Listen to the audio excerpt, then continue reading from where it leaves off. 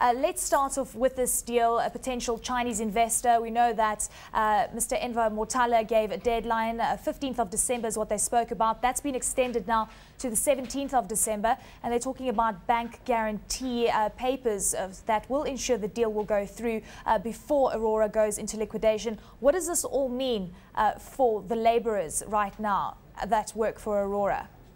Well, this of course means nothing. It means absolutely nothing to our workers, more especially because the amount of money that has been set aside to pay these workers is even less. It will not cover the total cost owed to these workers. It will cover a fraction of these workers, and the others will not be paid anything. And those that have been paid as well would not be able to receive their provident fund money that has been deducted. So clearly this is absolute nothing to us. And this is not the first time we hear such promises. This has been happening since the beginning of the year. Exactly, Lesiba. It seems that the speculation about a potential Chinese investor being interested in Aurora has been around for some time. Is there any reason to believe that perhaps there isn't someone that is standing by waiting to be the shining knight for the likes of Aurora?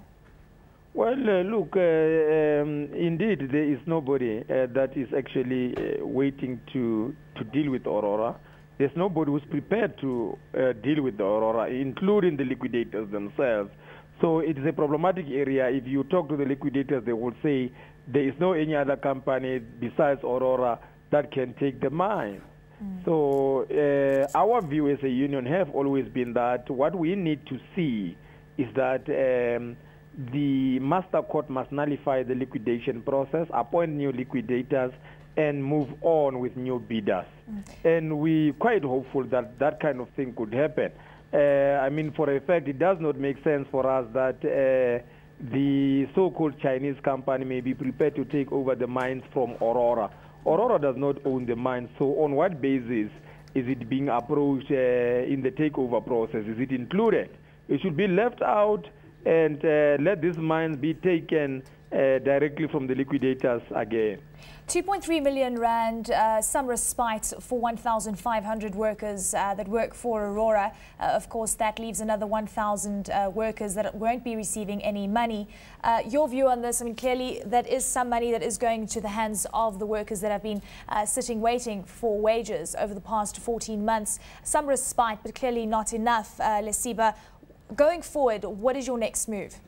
Well, we have assured Aurora that what we will do as a union, we will continue with our labor court case, because clearly the intention to pay these workers a bit is to try and avert the court route. And this is what they've been trying. They've said to us 2 weeks ago they want to meet with us in order to arrange payments. And we said we do not need a meeting to resolve the issues at Aurora. What they just need to do is to pay the workers, and once they pay the workers, all the matters will be resolved.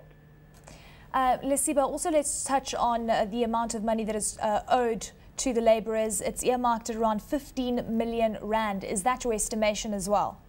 Yeah, we estimate the amount to be around 15 million, and 2.3 million is a drop in the ocean. What we are looking for here is that we would like to see a situation in which all these workers are paid all what is due to them, their provident fund and everything, including their contribution to the UIF, being paid over to where they are supposed to claim it, so that these workers can now be free to go and engage in any other business they want to. But as far as we are concerned, we are not supportive of any continuation of the Aurora situation. We want a new bidder to come on board who will take over the 2 mines.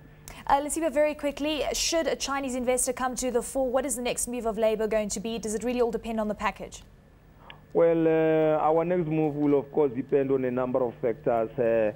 If the Chinese come here, we will, if they've got good records and so on, they are able to make the mines work, we'll support them. However, we must be quick to remind them that the labor relations situation in South Africa is quite different from China.